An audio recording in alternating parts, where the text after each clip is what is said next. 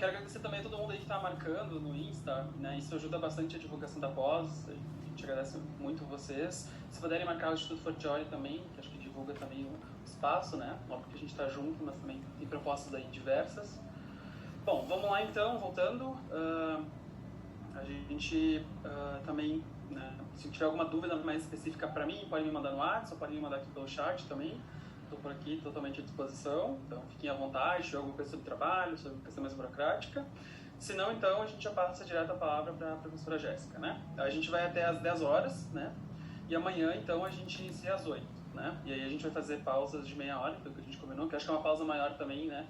Depois tem um feedback do módulo, né? Vocês podem dizer se ficou melhor, se ficou pior. A gente vai se adaptando para que esse percurso seja o mais legal possível, o mais gostoso possível. Com 20 minutos então, não dá para comer. Oi? Com 20 minutos não dá para comer. Não dá para comer a farofa, né? Bom, então, Jéssica, fica à vontade, fala contigo, qualquer coisa, mandem mensagem, estou por aqui. Fica à vontade, Jéssica. Perfeito, bora lá, gente. A gente vai dar continuidade aqui ainda na interpretação dos sonhos. A gente vai ver especificamente agora, inclusive, questões que envolvem a própria configuração, né, da montagem ali onírica daquilo que o Freud tanto utilizou. Deixa eu só colocar meu fone, senão fica muito eco para vocês, o ruído para vocês. Pronto. Daquilo que o Freud utilizou para que ele pudesse analisar a vida psíquica ali dos pacientes dele, né? Então eu separei, inclusive, porque eu acho que fica mais fácil da gente conseguir compreender, para a gente entender a riqueza desse material dos sonhos, né? As características, eu separei o que o Freud queria quando ele instituiu ali a interpretação dos sonhos, né? Porque que é um método, é um manejo clínico, inclusive, a ser utilizado. Eu separei isso para ficar mais explicadinho, é hábito de professora mesmo. Mas tendo dúvidas, inclusive, em relação a isso, fiquem super à vontade para tirar.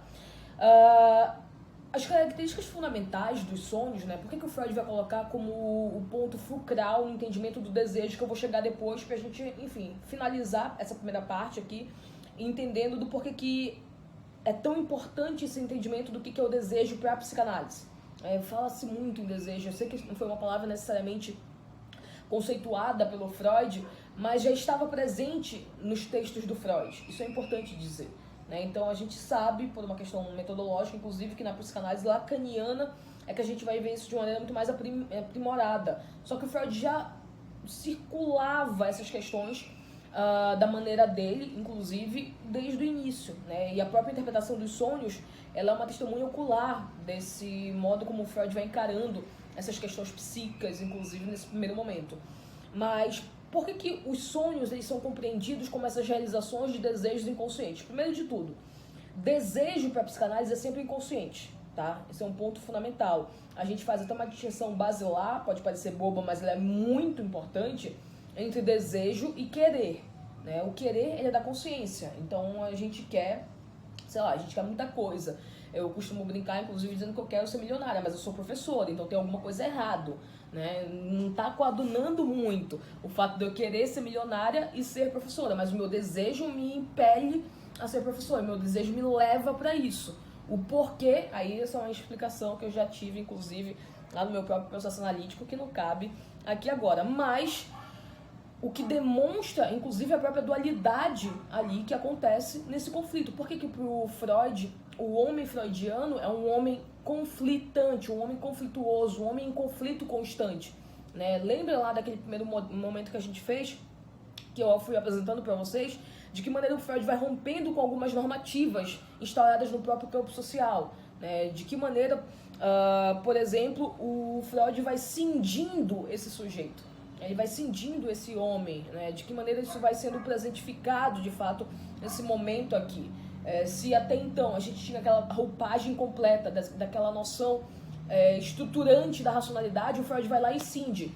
E aí vai colocar os pontos em dualidade, né? Então, normal, anormal, de que maneira a gente consegue pensar isso, uma sexualidade em que a gente tem acesso, uma sexualidade recalcada, e todos os outros movimentos que giram em torno dessa dualidade do homem freudiano. E aqui, basicamente, com os sonhos, isso também não é à toa, né? Isso não é de maneira aleatória. Então, os sonhos, eles vêm representar justamente aquilo que a gente não pode mais ter acesso na consciência.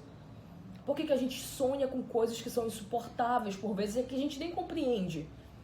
Pense lá em todos os sonhos, eu acredito que vocês devem sonhar muito. Pense lá em todos os sonhos que vocês têm. Por que por vezes são sonhos sem pé nem cabeça? Por que vocês não conseguem compreender? Ou por que vocês ficam ali com uma pulga atrás da orelha para tentar decifrar do que se trata isso? Porque ele diz alguma coisa de muito fundamental da própria realidade de vocês. Realidade essa que vocês não têm mais acesso. Ponto. O Freud, no primeiro momento, isso é importante também, nessa primeira tópica, né?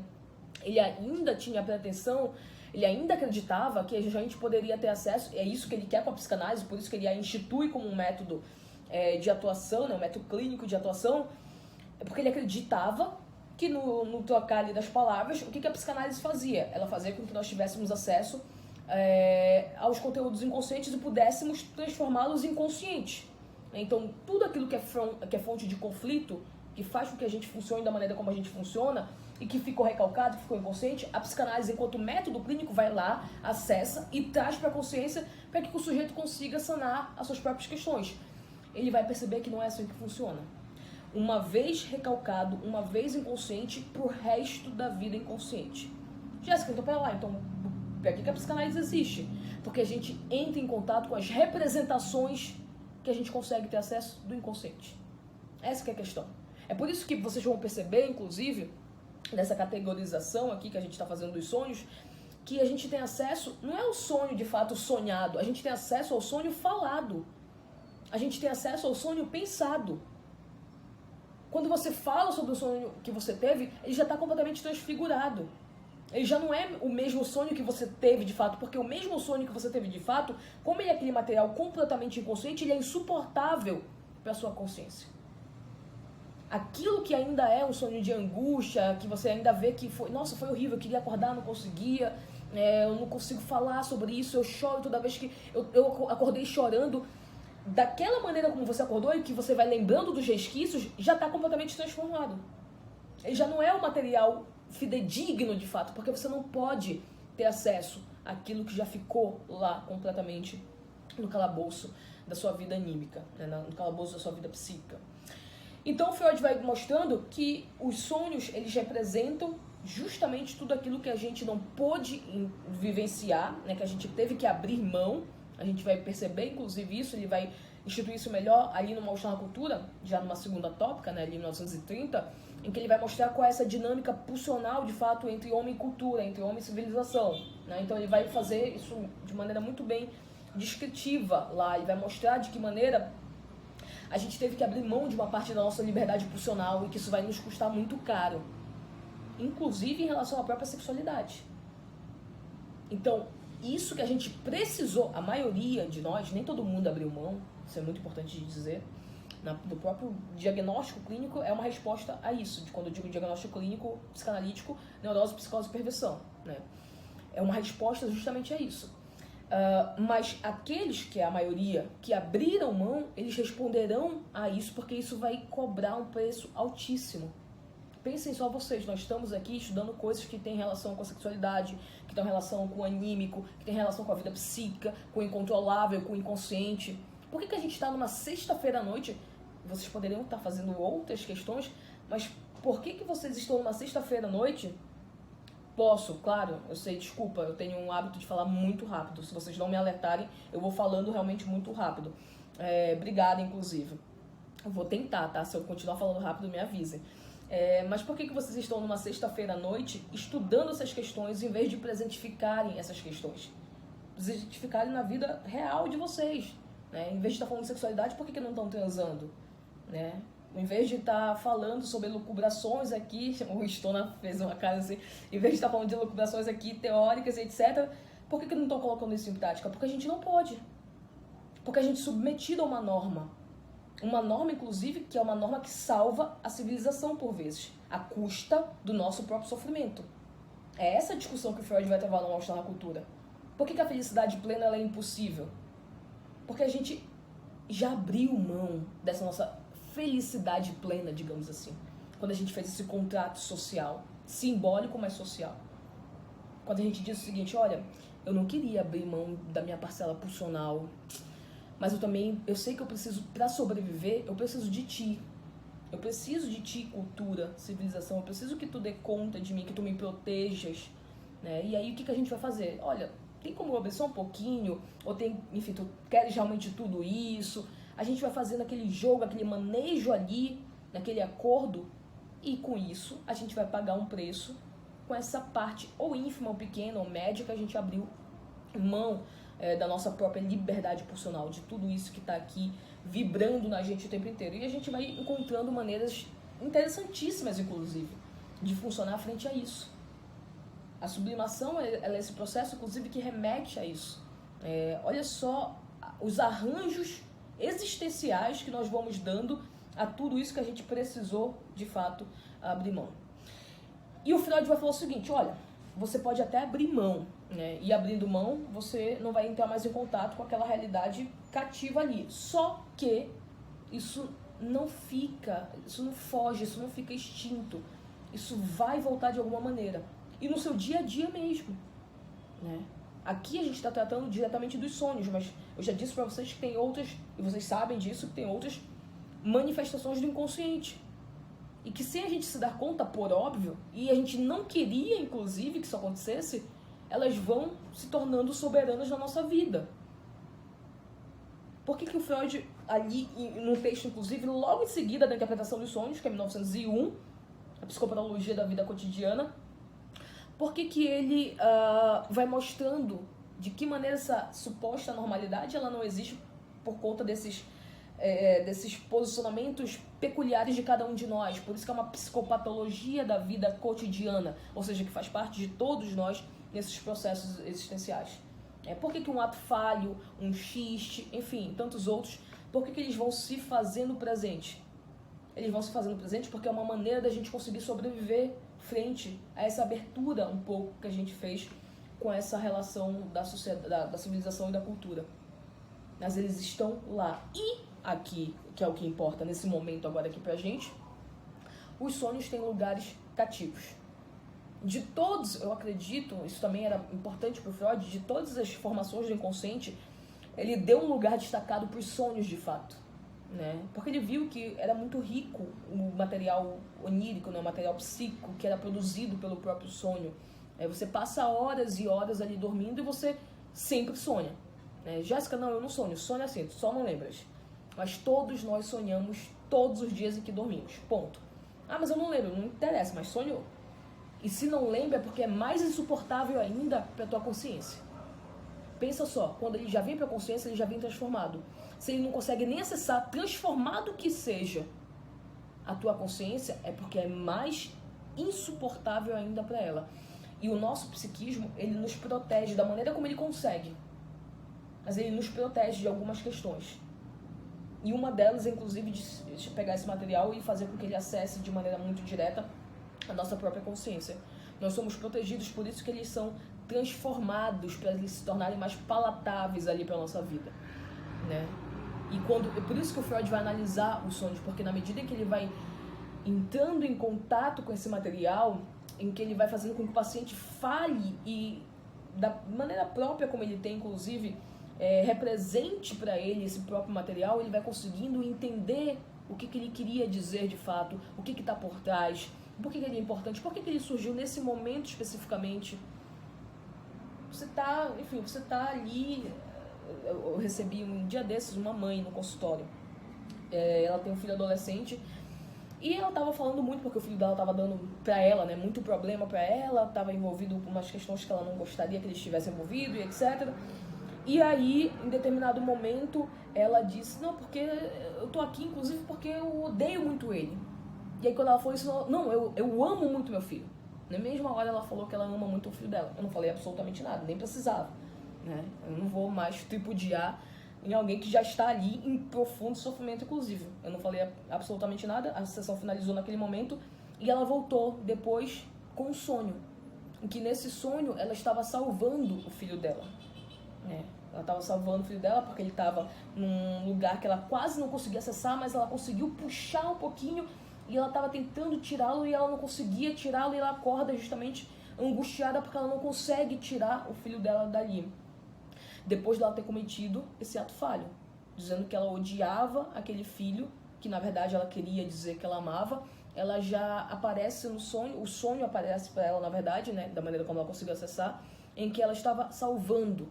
O que foi isso, no final das contas? Né? De que maneira a gente poderia, que ela depois, claro que não teve tempo para isso, né, estou no processo desse sonho, ela não foi nem trabalhada, inclusive, com ela em sessão, mas o que isso, de maneira geral, isso poderia demonstrar pra gente? Por que ela lembra do sonho em que ela está salvando o filho dela, mesmo depois de dizer que odeia o filho, e que foi, inclusive, pro consultório por conta das questões que o filho estava causando de sofrimento para ela? O sonho se apresentou para ela no discurso falado, né, dela, dessa maneira, porque justamente no confronto que foi com o ato falho, que foi insuportável, uma realidade que se apresentou, porque surgiu, emergiu, e ela não conseguiu conter, ela tentou remediar, inclusive, no discurso em que ela vai falando sobre o próprio sonho. Então, olha, semana passada, nas entrelinhas, tá? Semana passada eu disse que eu queria matar, que eu odiava, mas não, tá? Eu tô tentando salvar, inclusive, por isso que eu tô vindo aqui, por isso que eu tô falando, porque eu amo incomensuravelmente o meu filho, né? Aquilo ali saiu, não era pra ter saído, né? Saiu, não sei nem por que saiu. E isso volta de determinada maneira. O Freud vai pegar todas essas questões e vai trabalhá-las de uma maneira muito minuciosa. É por isso que ele vai mostrar, como eu já disse para vocês, que a gente não pode ter uma única interpretação, que um sonho ele tem múltiplas, que ele vai voltar em diversos momentos na vida daquele sujeito, que um sonho relatado, por exemplo, numa sessão, não necessariamente ele vai ser trabalhado naquela sessão, como foi o caso desse sonho que ela trouxe, por exemplo. Não foi trabalhado naquela sessão, ela relatou o sonho, ponto. Muito provavelmente, porque o material é importante, inclusive, no próprio processo analítico dela, isso vai voltar ali de diversas formas. Isso vai voltar ainda em muitos momentos. E possivelmente, talvez, inclusive, ela entre em contato com o material que ela quis suprimir no momento que ela cometeu um ato falho. A interpretação desse sonho que, aparentemente, é um sonho que ela está salvando aquele próprio filho dela. E o Freud vai mostrando isso pra gente de uma maneira muito cautelosa, de fato. Então, é por isso que ele vai rompendo com algumas noções quando ele demonstra o seguinte: olha só, se na sua vida do dia, né, na sua vida consciente, na sua vida racional, você consegue fazer uma distinção entre a sua suposta normalidade e a anormalidade do outro, o sonho ele vem romper com esse primeiro movimento aqui. Porque ainda falamos inconsciente, posteriormente Freud formulou essa nova nota. Vou já falar disso pra vocês, rapidinho. Peraí, que eu perdi o fio da meada. Que eu fui ler, não era pra ter lido a mensagem.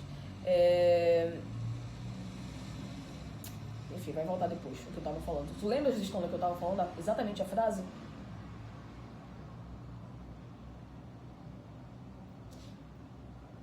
Tá, lembrei agora, obrigada. Ele vai mostrar, tava falando essa correlação da normalidade com a anormalidade, inclusive em relação ao material do sonho, que ele vai mostrar que a nossa vida onírica, aquilo que a gente acha que é normal, na nossa vida onírica se apresenta de uma maneira completamente anormal. Então, por exemplo, os sonhos, as ideias oníricas, né, o pensamento onírico, presentificados no sonho, eles têm caráter alucinatório.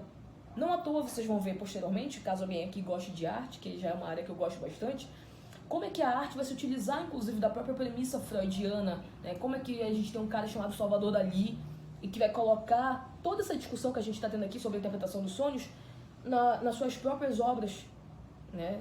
Tem uma relação interessante, inclusive, entre o Dalí, as obras do Dalí e a própria psicanálise, na relação dele com Freud, etc. A maneira como ele pegou e tomou essa construção freudiana dentro da interpretação dos sonhos e deu lugar para elas, né, para ela especificamente, nas suas obras, e como é que isso vai se presentificado. Então você olha, por exemplo, a obra do Dalí, você vê um sonho ocorrendo a olho nu. Você vê isso sendo realmente formulado ali de maneira artística. Você não consegue compreender algumas coisas. Tem vários componentes, tem vários movimentos que estão completamente desarticulados. Então você não sabe quando é presente, quando é passado, quando é futuro. Você não sabe qual é exatamente o objeto centralizador daquela obra de arte. Isso são os sonhos. Isso é psicanálise. Isso é um processo analítico. Eu gosto muito de fazer, por isso, inclusive, que a minha tese de doutorado é exatamente sobre isso, né? Essa análise do filme, da trilogia hanekiana, da trilogia da frieza do Haneck. Eu gosto muito de fazer análise de filmes através da psicanálise. E um dos aspectos fundamentais para você fazer uma análise de filme, ou uma análise de livro, tanto faz, né? Através da psicanálise, é você perceber o caráter em que isso foi realizado. Então, por exemplo, a maioria dos já falar dos sonhos, mas dos trabalhos, né, cinematográficos que eu pego para desenvolver, para analisar e etc., eles têm uma questão fundamental, que é uma analogia completa do que é um processo analítico. Pegue um filme, por exemplo, que me veio agora aqui na cabeça, que exemplifica isso de uma maneira muito direta. Já vou falar. Que exemplifica isso de uma maneira muito direta. Acho que todo mundo aqui já deve ter visto esse filme. We Need to Talk About Kevin. Precisamos falar sobre o Kevin. Pegue esse filme. Esse filme ele é um processo analítico. A analogia dele é exatamente o processo analítico. Você não sabe quando é presente, quando é futuro e quando é passado. Você não sabe como é que as coisas vão se coadunando. Tal como você não sabe no discurso do paciente. Porque ele vai acontecendo, ele vai associando.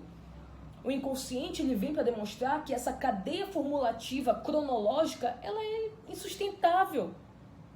O que você vai fazer com isso? O que você faz com isso no final das contas? Não, mas olha só, aconteceu na infância, ficou lá, agora é uma outra roupagem. Não!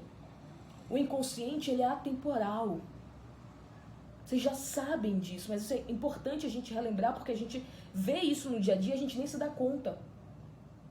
Por que quando o paciente vai falando coisas pra gente que parecem sem sentido, ele está construindo ali, em análise, um processo fundamental.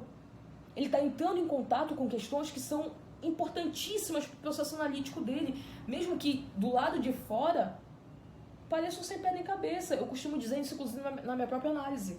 Que se alguém passar do lado do consultório da minha analista e escutar as coisas que eu falo lá, vai pensar que tem uma doida lá dentro. Que diabo é isso que a mulher está falando de uma coisa que não tem nada a ver, já traz um outro assunto que também não tem nada a ver? Isso é o inconsciente. Isso é o processo analítico. Isso, assim, indiferente de qualquer assunto, de qualquer temática que esteja sendo abordada, a premissa basilar sempre vai ser a mesma. E o Freud percebeu isso, inclusive em relação ao próprio conteúdo dos sonhos. Na construção que ele vai fazendo do que significa essas ideias oníricas, do que significam os sonhos, como é que eles são formados, etc., ele vai construindo, inclusive, em analogia ao próprio processo analítico. Quando ele escutava as pacientes, ou quando ele escutava o modo como elas iam tocando nesses pontos fundamentais que elas iam trazendo, ele ia se dando conta que o discurso representava exatamente aquilo que a vida anímica vivia. É por isso que a gente não tolhe de determinada maneira, sobretudo no início, o paciente quando ele está tocando em alguns pontos que até então parecem sem pé nem cabeça. Vocês pegam, por exemplo, a análise que o Freud vai fazer com o Homem dos Ratos. O Freud vai fazendo perguntas que aparentemente são bobas. Leiam ou releiam lá o Homem dos Ratos. Tem determinado momento que você olha e fala, nossa, mas por que ele fez essa pergunta que não tem absolutamente nada a ver? Uma pergunta banal, uma pergunta pueril, boba de fato. Mas ela é fundamental para que o paciente consiga ir articulando naquela suposta bobagem aspectos importantíssimos da sua própria vida. E sobretudo no caso do Homem dos Ratos, né, que é um caso muito importante mesmo porque se trata de um paciente obsessivo. Então, com o paciente obsessivo você precisa ganhar espaço, inclusive.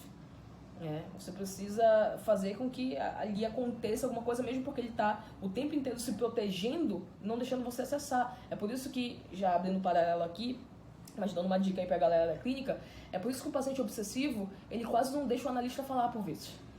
A análise com o obsessivo é uma análise que é quase um monólogo ali. É ele falando incessantemente. Isso é uma defesa obsessiva. Porque na medida que ele fala incessantemente, e por vezes, conteúdos que aparentemente não dizem respeito a nada muito fundamental ali, e que no final da sessão ele joga uma coisa porque ele sabe que já não vai mais ter tempo de trabalhar de fato, ele não deixa o analista entrar. Só uma atitude de curiosidade para vocês da clínica, inclusive, não sei se vocês sabem, mas o próprio tempo lógico que o Lacan pensou na clínica, ele pensou através da análise com obsessivos.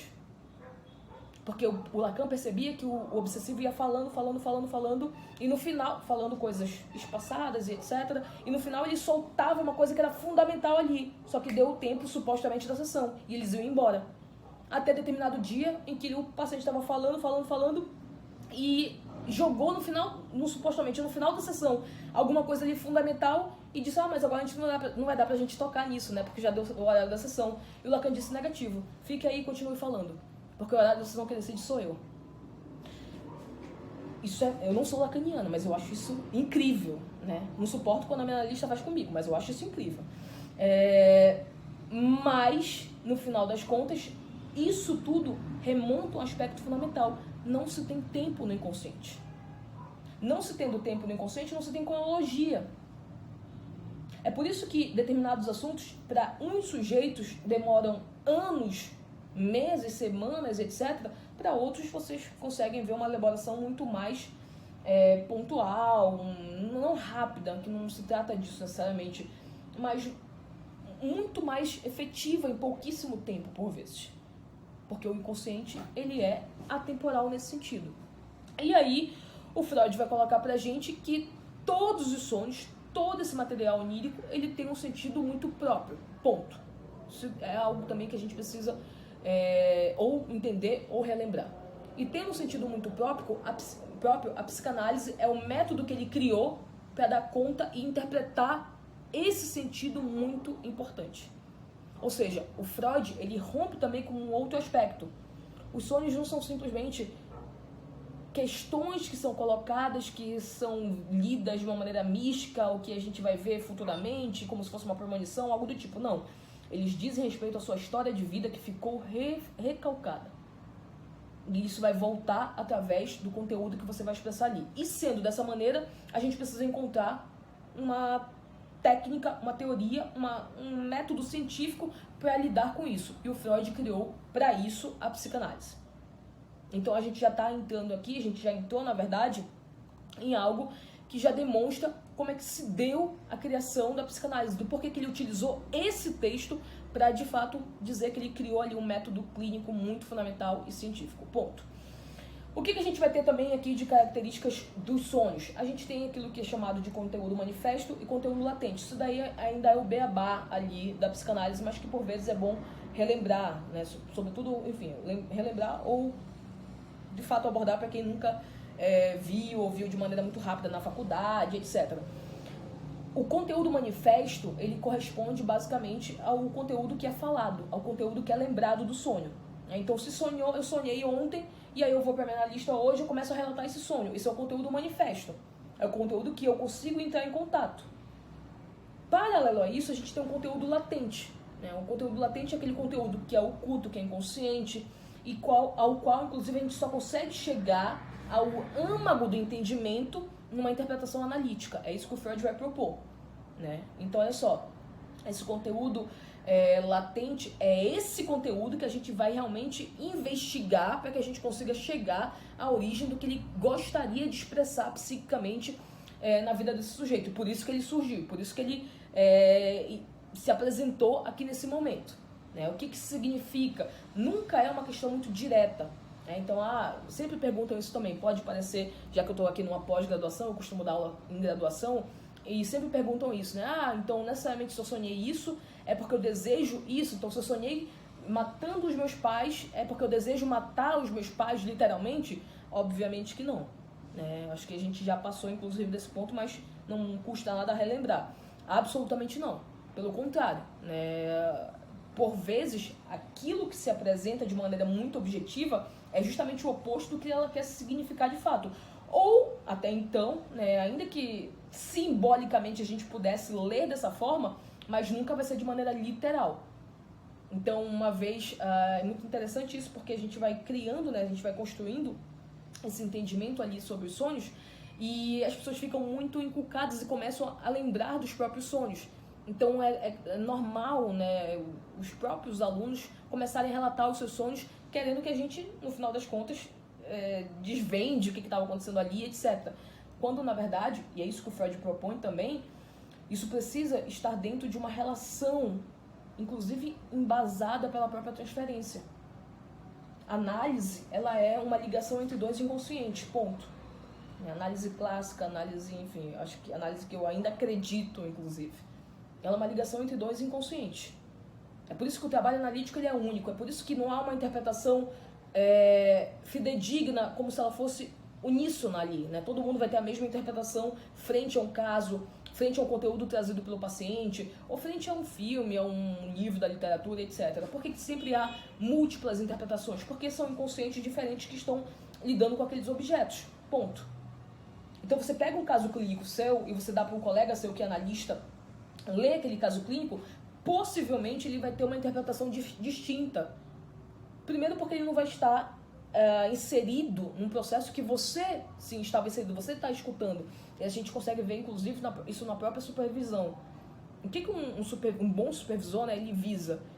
Ele visa, obviamente, nos guiar ali em determinados caminhos ocultos da própria vida anímica do paciente, mas ele sempre ressalta para uma coisa fundamental. Olha, mas é tu que estás escutando, é tu que estás lá. Como é que isso é pra ti? Como é que tu achas que isso surtiu de efeito ali naquele momento e etc?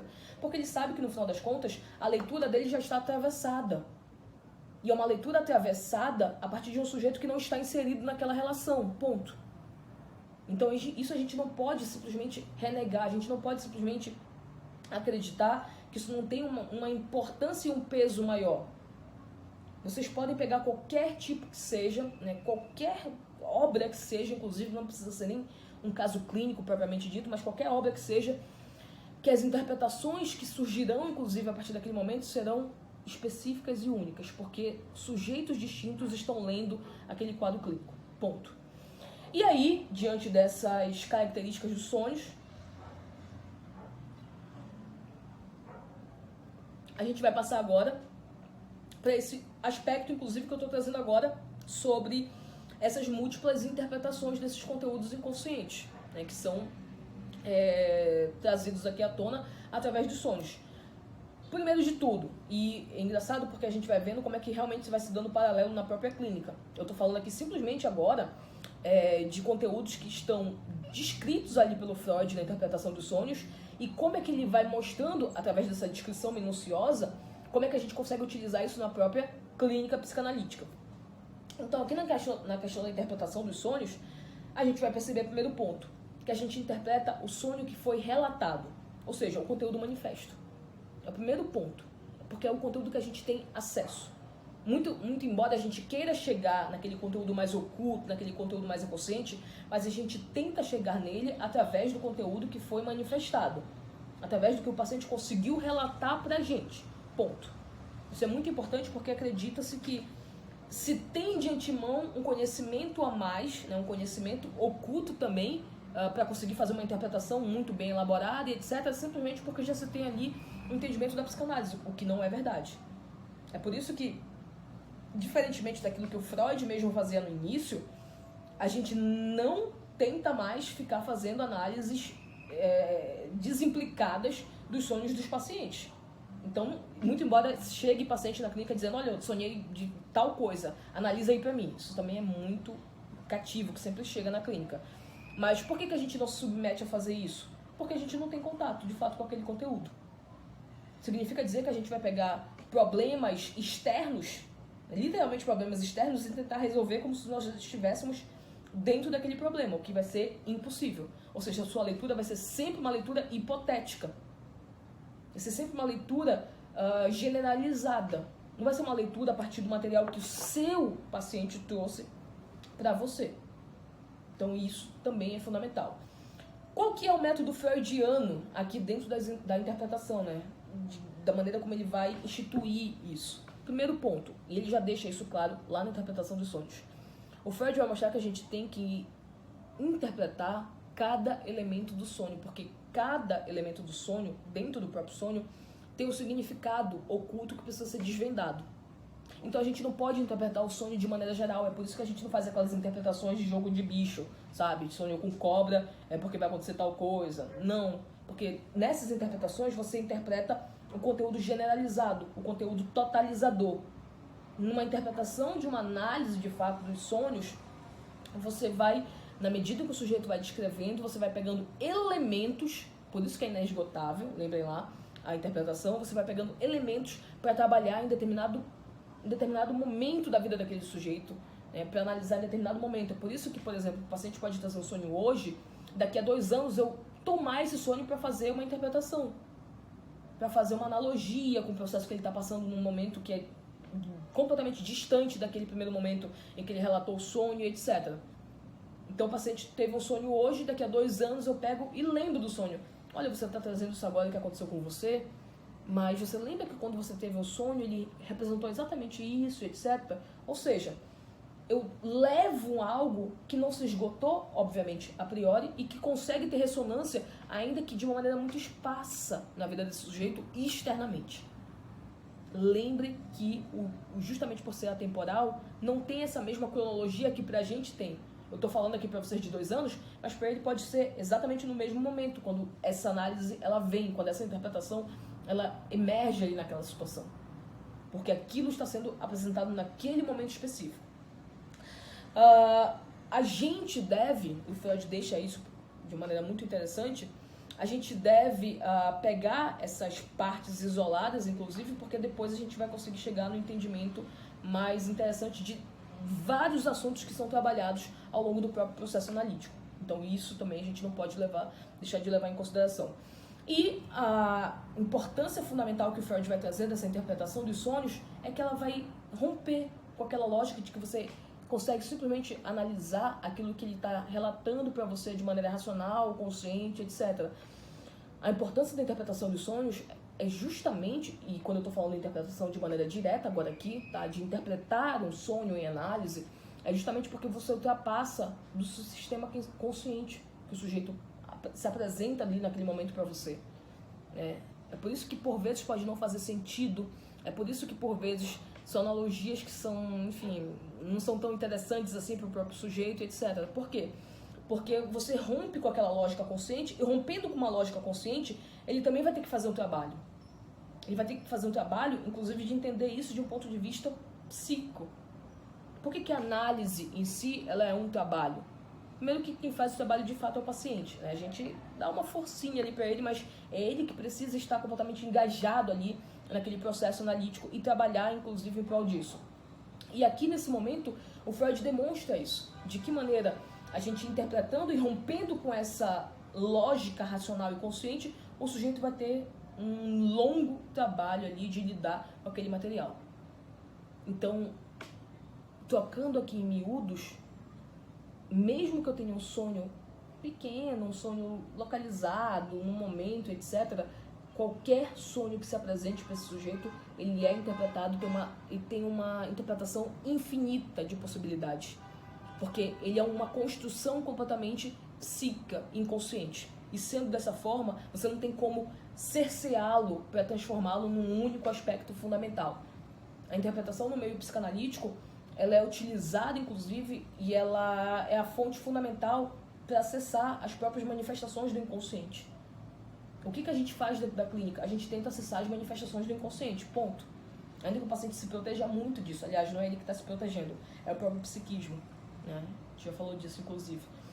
Mas ainda que ele se proteja muito disso e haja muitas barreiras em relação a isso, a gente tem a interpretação, de modo geral, né, como um meio fundamental de conseguir romper e furar essa bolha que ele coloca ali de proteção.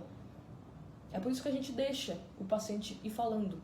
É por isso que a gente, inclusive, fazem muita chacota com a gente em relação a isso, porque acredita-se, como é mediatizado, inclusive, a figura do analista, que a gente é esse sujeito que simplesmente fica escutando infinitamente e não fala absolutamente, o que não é, obviamente, verdade. Mas essa suposta charge aí, né, de imaginar que nós somos sujeitos que escutamos em demasia, ela é necessária para o próprio processo analítico. Porque na medida que você vai escutando, você vai conseguindo acessar materiais que vão rompendo com isso que ele consegue colocar enquanto barreira ali para que você não acesse de fato. Então, sabe aquela coisa que dizem, inclusive no senso comum? Olha, eu vou te dando corda até tu te enforcares. Claro que a gente não quer que o paciente se enforque. Mas você vai dando corda, porque no discurso que você vai acessando, quanto mais ele vai falando, materiais fundamentais e importantes, inclusive dessa relação, vão sendo expostos. Tá? Então a gente não pode nunca esquecer. E aí, chegando agora aqui nesse ponto fundamental da própria construção, o que a gente tem na interpretação dos sonhos que serve para mim aqui com vocês agora, para que a gente possa acessar posteriormente a própria questão da sexualidade. Eu já disse para vocês que, muito embora tenha sido Lacan que trabalhe com a noção de desejo na psicanálise, o Freud ele aborda o desejo de alguma maneira aqui na interpretação dos sonhos. Então o desejo está sendo presentificado aqui dentro da psicanálise já desde o início, inclusive com a construção que o Freud vai fazer dentro da interpretação dos sonhos. Primeiro de tudo, o desejo ele é a verdade fundamental do sujeito. Nós temos uma dicotomia aqui entre o sujeito do eu sou e o sujeito do eu falo. E quando eu falo não é a ordem fálica, tá? Eu falo de falar mesmo, da palavra. Aquilo que você acredita que você idealiza, que você construiu racionalmente, logicamente de você, não é aquilo que você é configurado na ordem desejante. Nós todos, para a psicanálise, somos frutos de desejo. Ponto. Por que a psicanálise ela é a teoria do desejo? Porque ela é a teoria do inconsciente. Mas por que todos nós, enquanto humanos, nós somos sujeitos do desejo? Porque sem determinado movimento, inclusive desejante, seja ele qual for, você pode ter sido bem investido, mal investido, enfim, isso não entra em questão agora. Mas você foi investido. Você foi, de determinada maneira, desejado. Pode ser de uma maneira atropelada, etc., mas foi desejado. Lembrem que a gente não consegue sobreviver sem esse desejo simbólico. A gente não é sujeito sem esse desejo simbólico. Teve alguém que investiu na gente e isso, inclusive, vai fazendo com que a gente consiga sobreviver na vida. A gente se agarra a esse desejo. Obviamente que esse desejo primeiro é desse objeto também primário. Toda criança ela precisa, para sobreviver psicamente, se agarrar nesse objeto primário. Isso é um ponto fundamental. É por isso que ficam criando aquelas questões todas, né, aquelas brincadeiras todas de que para a psicanálise sempre é a culpa da mãe. Não é a culpa da mãe, né? Não se trata de culpa aqui. A gente pode falar de responsabilidade psíquica, é uma outra questão. Agora, de culpa não entra aqui em jogo. Segundo, que não é da mãe, é da função materna, tem diferença. E terceiro, que essa ação, ela não é racional, deliberada, consciente. Então, tudo que a gente vem falando desde o início da aula vai entrando agora, vai se corporificando agora aqui para que vocês consigam compreender. A gente é fruto de desejo? É fruto de desejo. A gente é o que o desejo do outro fez com a gente? Também. Mas o desejo, ele nunca é consciente. Significa dizer que não adianta vir com aquelas confabulações de que, olha, porque a mãe fez isso com a criança e ela sabia que ela estava fazendo, é por isso que a criança é assim, é por isso que a criança é assado, por isso que transformou nisso. Não, isso não existe aqui. Isso não entra em questão aqui. Isso aqui não é TCC, tá? Cognitivo comportamental. Isso é psicanálise, é uma outra questão. Agora, se esse sujeito não tivesse investido com as armas que ele tinha para investir, porque ele também é um sujeito que é fruto do desejo de outrem, se ele não tivesse investido, a gente não teria sobrevivido. É o primeiro ponto. E não sobrevivendo nessa relação, a gente não conseguiria se constituir enquanto sujeito. Significa dizer que justamente porque nós somos frutos desse desejo, toda a nossa vida vai ser pautada por ele também. Essa que é a grande cagada, com perdão da palavra, da nossa vida como um todo. Essa que é a grande questão. Por que pode ser qualquer temática que seja levada para o consultório, qualquer uma. Mas por que no final das contas sempre se trabalha sobre as questões que envolvem amor, identificação, desejo, relações de vínculos emocionais, afetivos? Por que no final das contas, no turbilhão de coisas que a gente vive, hoje em dia, sobretudo, por que sempre desemboca nisso, seja qual for a questão que esteja se apresentando enquanto demanda ali, demanda clínica? Mas por que no panorama dessa demanda clínica que se apresenta de maneira primária, o que está de pano de fundo é sempre essas relações aqui que a gente está construindo agora? Porque é o que a gente é no sentido primário da coisa. Para eu estar aqui agora e para eu ter questões para levar, por exemplo, para análise, eu só pude sê-lo a partir do momento que eu fui investido no primeiro bloco ali.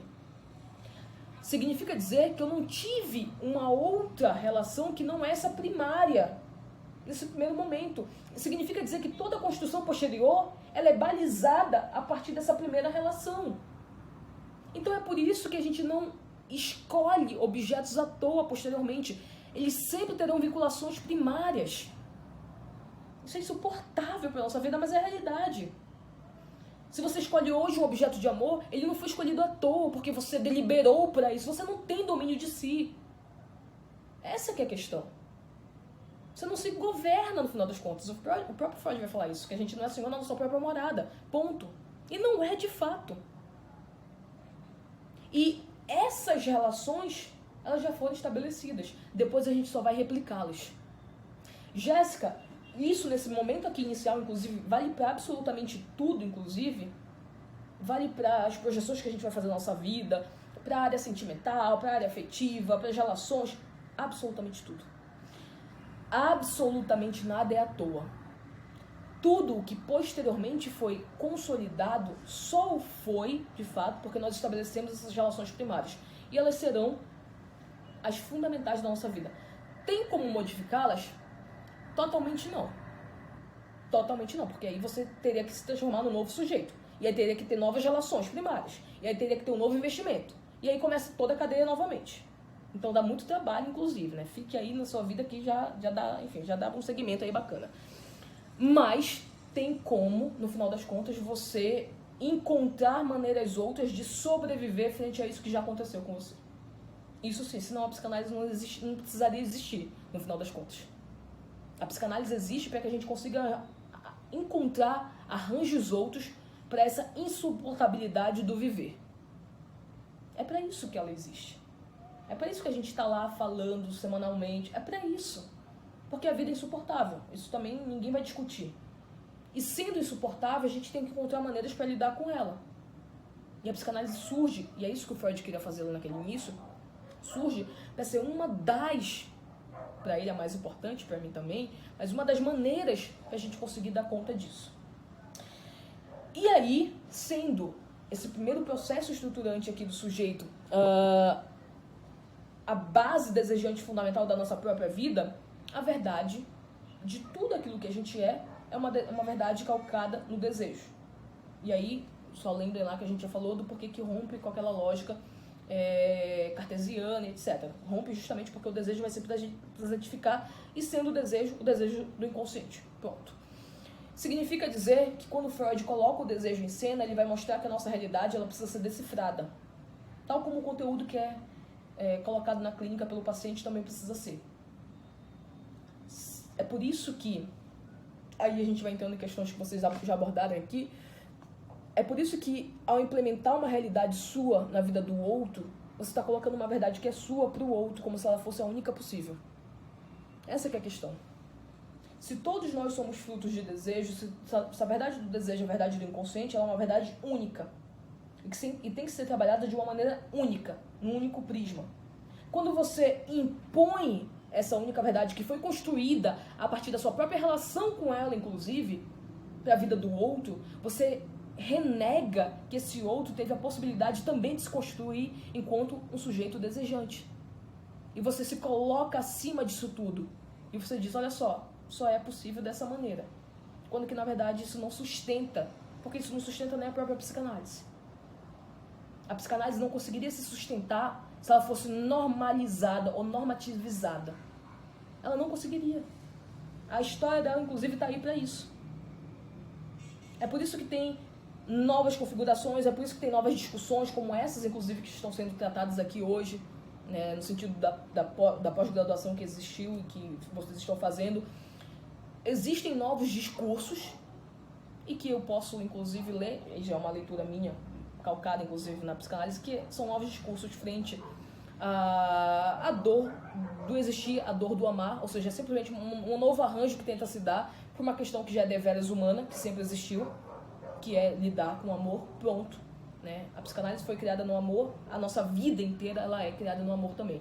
Não esse amor romântico ali de filme de Hollywood, mas o amor de investimento que eu estou tratando aqui com vocês, inclusive. E sendo essa realidade a realidade possível, a gente tenta dar conta dela. Por isso que a gente vai criando em relação a ela. Eu falei, essa semana agora eu participei de uma mesa redonda em que a gente foi apresentar algumas pesquisas que a gente tinha ali, e vários autores estavam ali naquela mesa apresentando suas determinadas pesquisas, e eles traziam temas dos mais variados. Então teve uma autora que trouxe tema sobre a saúde dos homens, como é que o homem não liga para a própria saúde, o outro trouxe sobre essas relações de poder na sociedade, enfim. E eu fui falar sobre a minha pesquisa, que é inclusive a pesquisa do meu livro, que eu falo de desamparo e de feminilidade na obra da Clarice. E eu fechei a mesa, trazendo a minha pesquisa, dizendo uma coisa que é basilar, inclusive no Freud. O Freud vai falar que toda a nossa construção simbólica, produtiva de vida, de fato, é uma resposta frente à Hilflosigkeit, o desamparo freudiano. Então, aquela mesa inteira era a expressão máxima exatamente disso. Porque eram temas completamente distintos, mas no final das contas, lidar com a mesma questão, com uma resposta frente ao desamparo humano. Então, muito embora não tenha sido proposital, eu consegui finalizar a mesa da melhor maneira possível, no sentido de que eu representei